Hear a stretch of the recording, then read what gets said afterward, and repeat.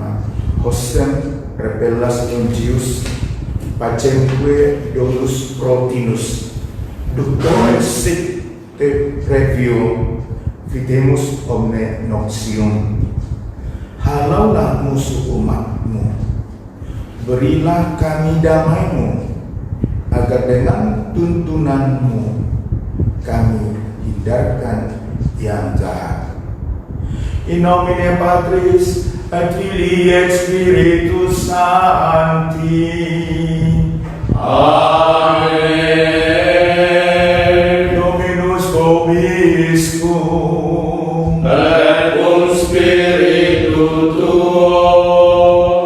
Ibu bapak, saudara-saudari yang terkasih, di mana saja kita bersama merayakan Ekaristi ini, baik kehadiran fisik bersama kami di Kapel Santo Antonius Padua maupun dari rumah atau tempat kita masing-masing. Selamat pagi, selamat Hari Raya Roh Kudus, dan selamat Hari Ulang Tahun Gereja Kudus. Saya pikir hari ini adalah hari yang tepat memohon kekuatan Roh Tuhan ketika kita menyongsong PSBB tahap 2. Semoga Tuhan menguatkan kita. Roh Kudus memberi semangat, memberikan keberanian, dan memberikan ketakutan akan Allah. Semoga kita juga bertumbuh dan berkembang, memenuhi tatanan new normal yang baru dikeluarkan oleh uskup kita masing-masing dan oleh pemerintah negara kita. Ibu bapak, saudari dan saudara yang terkasih, yang telah dipersatukan sebagai Gereja Kristus dengan baptisan yang sama, dengan kitab suci yang sama, dan dengan Roh Kudus yang sama. Surat kepada umat di Korintus yang kita baca kita dengar pada pagi ini menegaskan anugerah Roh Kudus. Apa wujudnya? Mesti memampukan kita menyelesaikan persoalan, menguatkan persatuan, dan bertujuan demi kepentingan bersama. Bukan untuk untung atau kepentingan perorangan. Seperti Paulus mengatakan dalam 1 Korintus 12 ayat 12 itu, anugerah Roh diberi untuk kepentingan bersama. Jemaat di Korintus dikritik oleh Paulus karena kental dengan pengkotak-kotakan.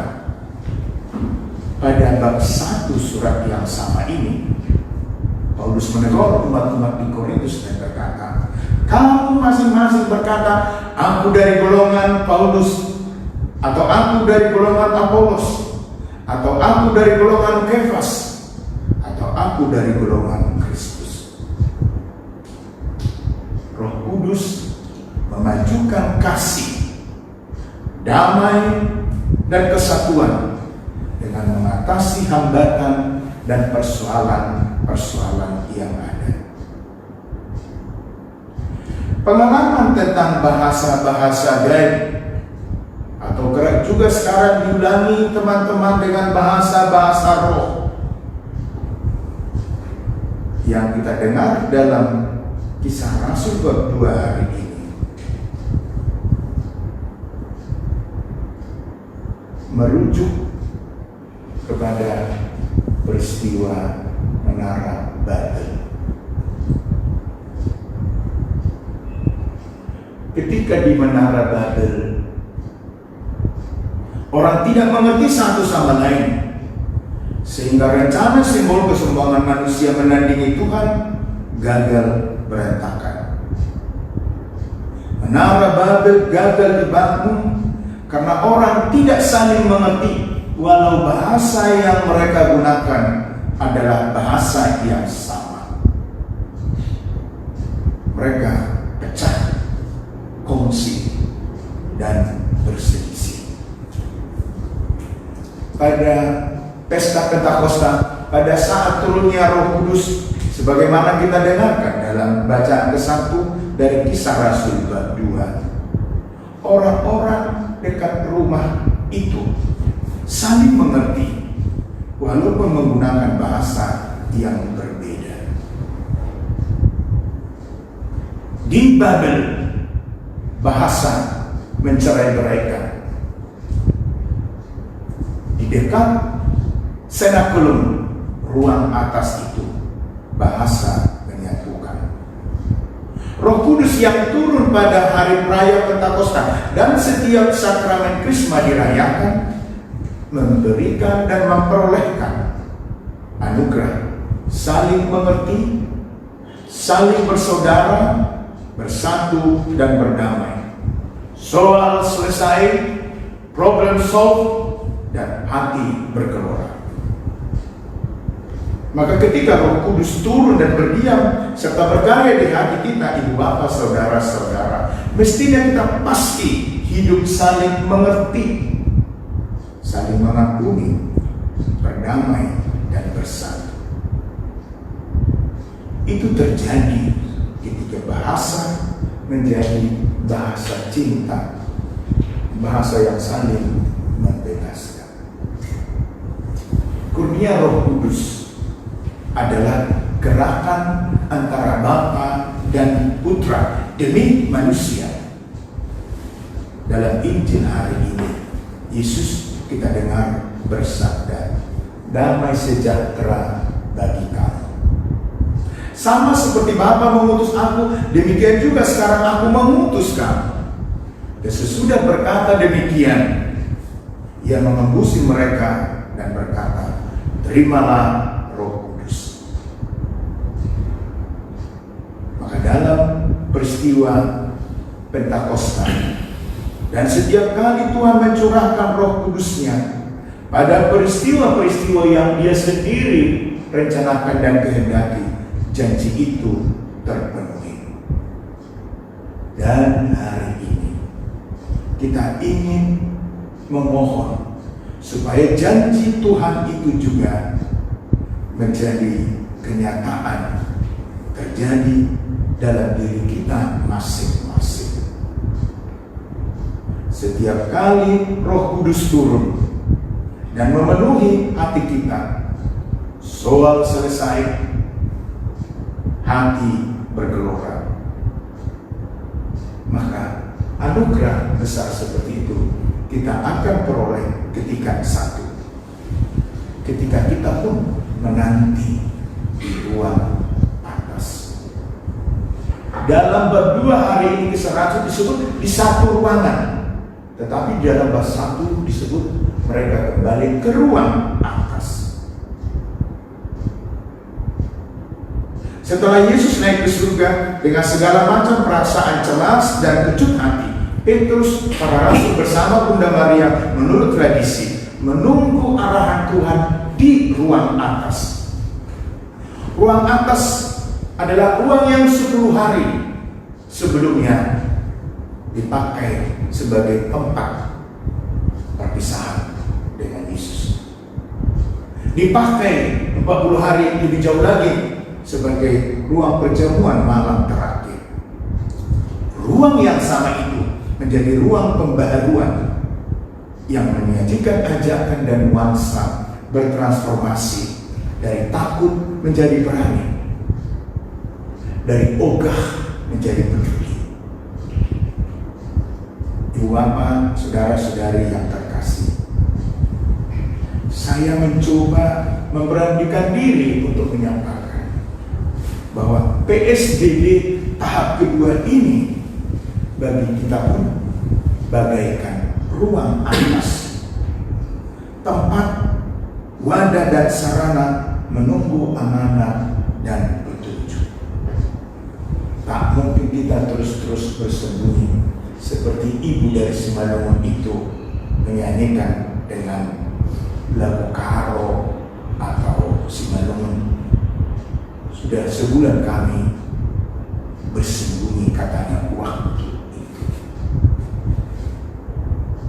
Tak mungkin kita terus-menerus membiarkan diri dihantui oleh COVID-19 ini. Kita memerlukan arahan dan perubahan secara bijak. Kita perlu keluar dari ruang atas seperti para rasul dengan siap, sikap, kiat dan komitmen baru, termasuk dan utamanya barangkali mencermati new era. Bagai anak kecil yang dipuji oleh Yesus ketika berkata, kalau kamu tidak berubah seperti anak kecil ini, kamu tidak akan memperoleh kerajaan Allah. Seperti itulah kita barangkali mesti mengalami perubahan, pertobatan dan pembaharuan hati yang berkelanjutan. Dan itu hanya dapat terjadi ketika Roh Kudus turun. Dan ketika Roh itu turun, bumi kita menjadi bumi baru.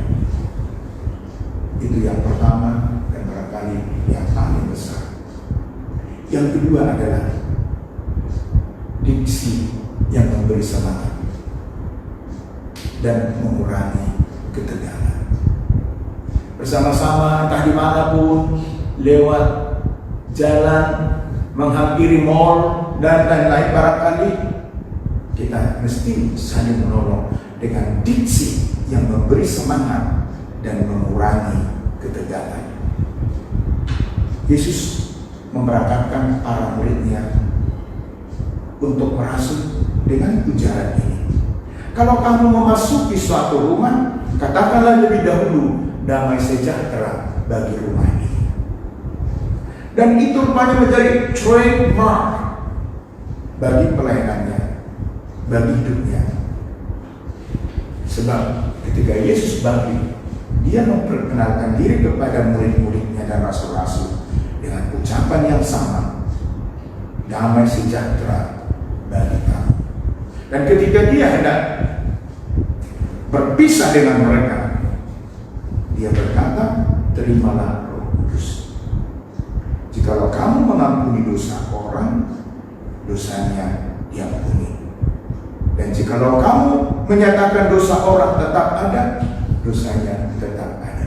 Ujaran kita, diksi kita, rupanya juga menjadi sarana bagi Roh Kudus. Maka diksi kita kiranya memberi semangat dan mengurangi ketegangan. Yang ketiga, anugerah Roh ialah memahami orang lain dan membuat diri kita dipahami.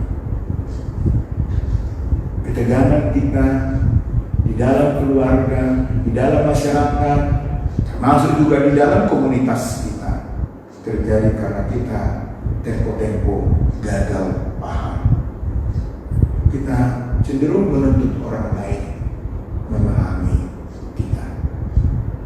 Tapi peristiwa di sekitar senakulum itu, peristiwa sekitar ruang atas itu ialah rupanya kita yang mesti mengerti orang lain. Setiap orang mencoba mengerti perasaan orang lain dan pesan yang hendak disampaikannya, walaupun mungkin dengan kalimat patah-patah. Kita mesti pertama berupaya mengerti orang lain agar kita juga dapat dimengertinya. Dan itulah hakikat bahasa di Yerusalem, dan itulah laknat bahasa di Menara Babel. Ketika Roh Kudus berkarya, persoalan selesai, hati bergelora. Semoga hati kita juga bergelora untuk mengatasi